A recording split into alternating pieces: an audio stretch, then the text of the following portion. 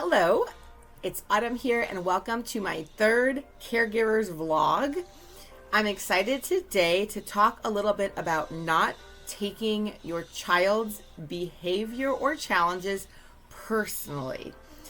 And this has been something, quite an initiation over my life that I've learned to really separate the situation, to pause, to reflect, to know that my child isn't intending to cause me any frustration or harm. It's really a brain-body disconnect. It's a lot of activity in the brain with different neurological connections, and it's understanding my child and helping my child understand himself that has helped me keep it in perspective. So I want to go back to this assumption that we have when we have children, and especially if you've had, like I had a daughter before my son was born.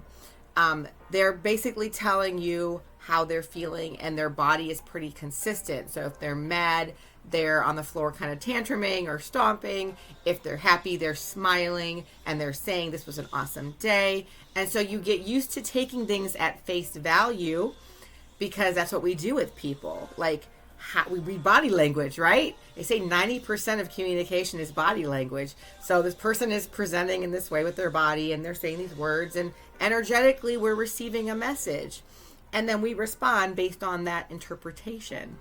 Well, when you have a neurodivergent individual in your life, all those assumptions go out the door because their body isn't acting in a controlled fashion with their frontal cortex. It is more acting in a amygdala or flight or fight response.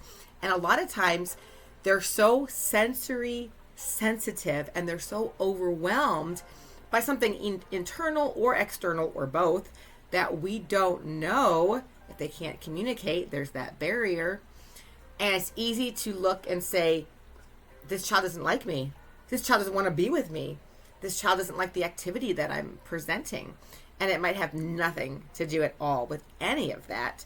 And our children really want us to know that they love us and they appreciate the work and the effort we put towards enhancing their lives.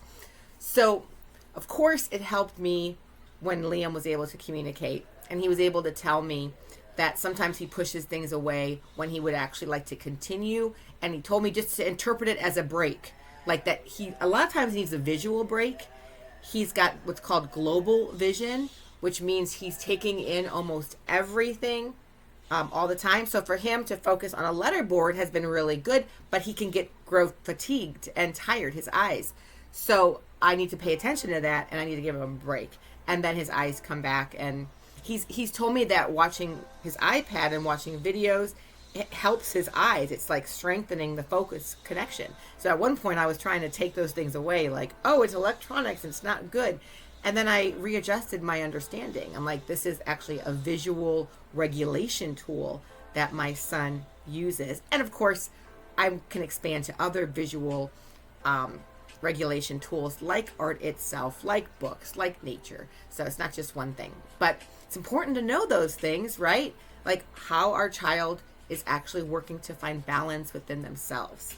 And one thing I've really come to learn with art, especially when Liam's able to reflect upon his art after he creates something and I ask him a question and he can give me a phrase or something empowering that relates to the art. We have these two hemispheres of the brain, right? The right hemisphere is kind of known to be more social and artistic and abstract.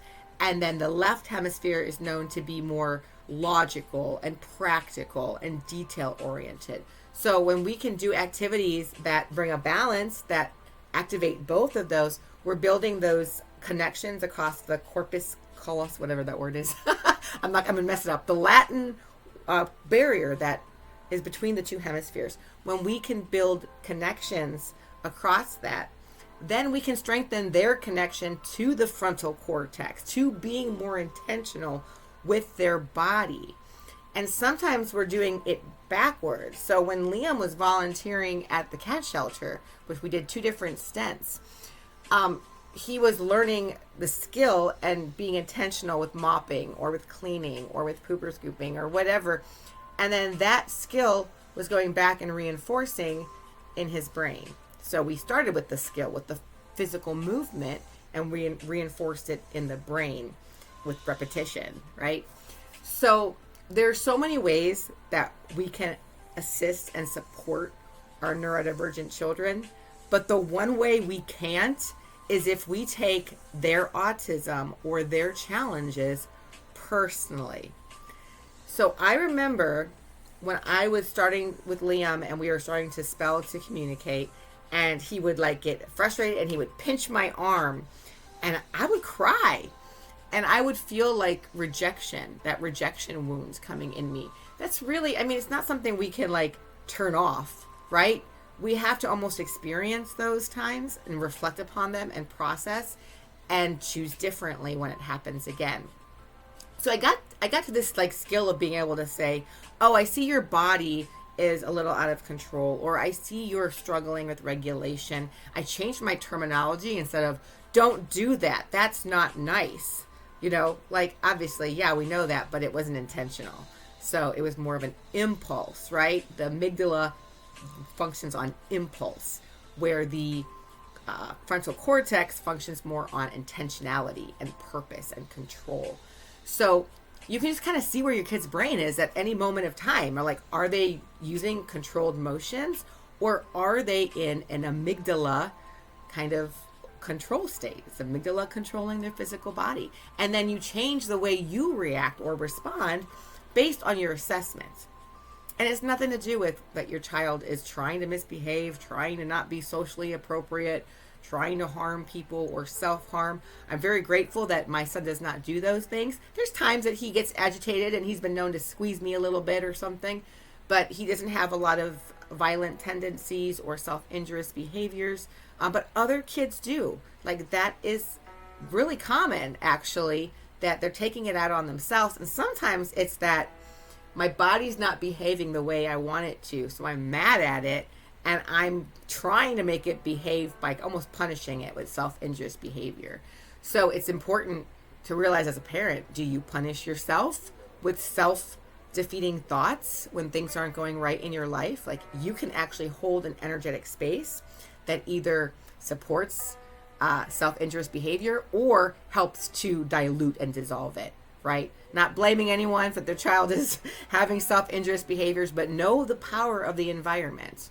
So if you are working on loving yourself, no matter what, and you can teach your child to love their body no matter how it's presenting, and let's find the tools. Let's find tools to help you regulate so you feel good in your body. It's not just about pleasing other people. It's so that our kids actually feel balanced and good and enjoy their physical experience, right?